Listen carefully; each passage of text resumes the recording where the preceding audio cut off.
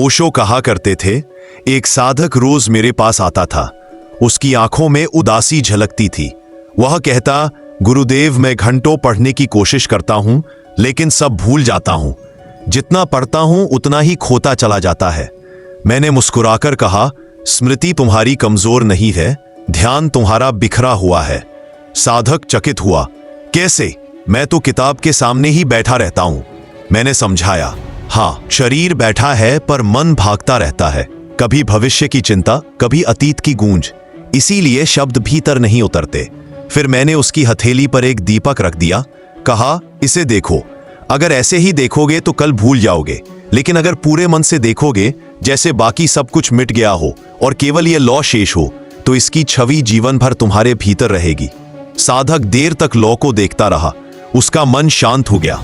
मैंने कहा, अब यही साधना पढ़ाई में करो। पूरी किताब पढ़ने की जल्दी मत करना।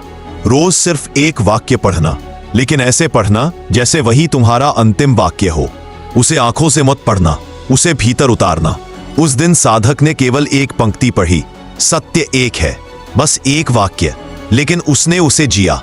सुबह उठा तो वही पंक्ति उसके भीतर गूंज रही थी। दिन भर वही पंक्ति उसके साथ रही। रात को भी सपनों में वही स्वर बजता रहा। कुछ ही दिनों बाद वह मेरे पास लौटा। उसकी आंखें चमक रही थी। वह बोला, गुरुदेव, अब समझ आ गया है।